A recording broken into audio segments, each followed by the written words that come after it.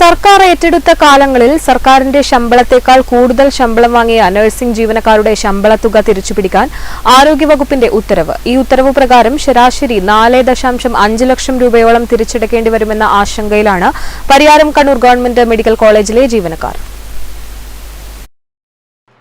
30 വർഷമായി പ്രവർത്തിക്കുന്ന Pariyaram government medical കോളേജിലെ നഴ്സിംഗ് ജീവനക്കാരുടെ മുൻകാല സർവീസ് പരിഗണിക്കാതെ സർക്കാർ ഏറ്റെടുത്ത 6 വർഷത്തിലെ കാലയളവിലെ സർവീസ് കണക്കാക്കിയാണ് നഴ്സിംഗ് ജീവനക്കാർക്ക് 1.5 വർഷമായി സർക്കാർ ശമ്പളം അനുവദിക്കുന്നത്.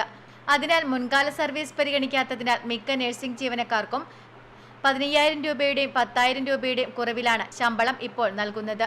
എന്നാൽ സർക്കാർ ഏറ്റെടുത്ത കാലങ്ങളിൽ സർക്കാരിന്റെ ശമ്പളത്തേക്കാൾ കൂടുതൽ ശമ്പളം വാങ്ങിയ നഴ്സിംഗ് ജീവനക്കാരുടെ ശമ്പളത്തുക തിരിച്ചുപിടിക്കാൻ ആരോഗ്യവകുപ്പിന്റെ ഉത്തരവ്. ഈ ഉത്തരവ് പ്രകാരം ശരാശരി 4.5 ലക്ഷം രൂപയോളം തിരിച്ചടക്കേണ്ടി വരുമെന്ന ആശങ്കയിലാണ് ജീവനക്കാർ. സർക്കാർ സ്ഥാപനമായി 6 വർഷം കഴിഞ്ഞിട്ടും പരിയാരം മെഡിക്കൽ കോളേജിലെ മുഴുവൻ ജീവനക്കാരെയും സർക്കാർ ജീവനക്കാരാക്കുന്ന നടപടി പൂർത്തിയാക്കിയില്ല. അതിനാൽ മറ്റ് ആനുകൂല്യമോ ലഭിക്കുന്നില്ല. സർക്കാർ ഏറ്റെടുക്കുന്നതിനു മുൻപ് സഹകരണ സംഘത്തിന്റെ കീഴിൽ പ്രവർത്തിക്കുമ്പോൾ ജീവനക്കാർക്ക് ലഭിച്ചിരുന്ന ആനുകൂല്യം പോലും സർക്കാർ സ്ഥാപനത്തിൽ പല ജീവനക്കാർക്കും ഇപ്പോൾ അനുവദിക്കുന്നില്ല. പരിയാരം മെഡിക്കൽ കോളേജ് 2018 സർക്കാർ ഏറ്റെടുത്തിട്ടും ഡോക്ടർ, നഴ്സിംഗ് ജീവനക്കാർ ഒഴികെയുള്ള ആരോഗ്യ പ്രവർത്തകരെ സ്ഥിരപ്പെടുത്തുന്ന നടപടി പൂർത്തിയാക്കിയില്ല. അതിനാൽ സർക്കാർ മെഡിക്കൽ കോളേജിലെ ജീവനക്കാർ സർക്കാർ ജീവനക്കാരാണോ അല്ലയോ എന്ന് ചോദിച്ചാൽ അധികൃതർക്ക് മറുപടി പറയാൻ സാധിക്കാത്ത അവസ്ഥയാണ്. ഇപ്പോൾ 2 ദിവസം മുമ്പേ ആരോഗ്യവകുപ്പിൽ നിന്ന് ഒരു ലെറ്റർ വന്നിട്ടുണ്ട് നമുക്ക്. ആ ലെറ്ററിൽ പറയുന്നത് എന്താണെന്ന് പറഞ്ഞാൽ 2019 മുതലുള്ള പേ ഫിക്സേഷൻ്റെ സമയത്ത് ഇന്ന് നിങ്ങൾ വാങ്ങിയിരുന്ന ശമ്പളം അധികമാണെങ്കിൽ ആ ശമ്പളം തിരിച്ചടക്കണമെന്നുള്ളൊരു വളരെ പ്രയാസകരമായൊരു ഓർഡറാണ് വന്നിട്ടുള്ളത്. അത് വലിയ പ്രയാസം ഉണ്ടാക്കും എന്ന് മാത്രമല്ല, നമുക്ക് സംരക്ഷിച്ച് കിട്ടേണ്ട പേ സ്കെയിലും മറ്റും സംരക്ഷിച്ച് കിട്ടാതെ കൊണ്ട് വരുന്നൊരു പ്രയാസം കൂടിയായത്. ഗവൺമെൻറ് ഏറ്റെടുക്കുന്ന സമയത്ത് അന്ന് വരെയുള്ള ശമ്പളം ശരിക്കും പ്രൊട്ടക്റ്റ് ചെയ്ത് കിട്ടേണ്ടതാണ്.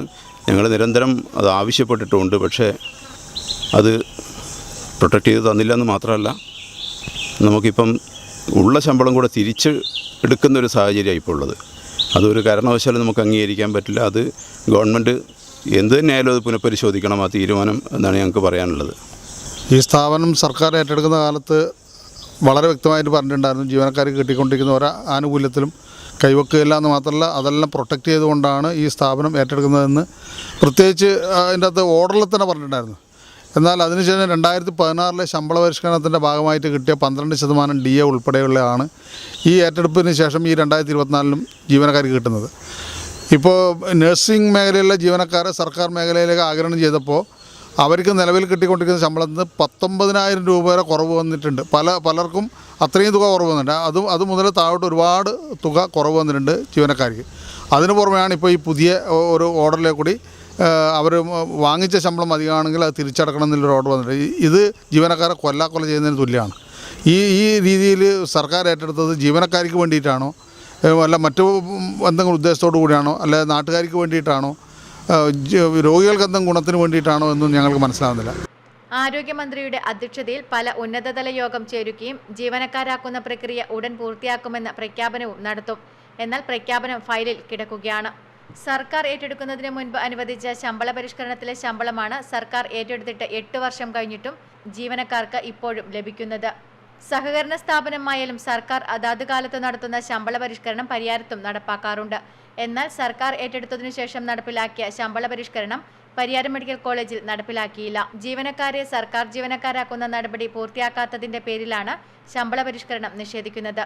അതിനാൽ ലോൺ തിരിച്ചടവുകളും മറ്റും താളം തെറ്റിയെന്നും ജീവനക്കാർ പറയുന്നു. Network news, Pilathara.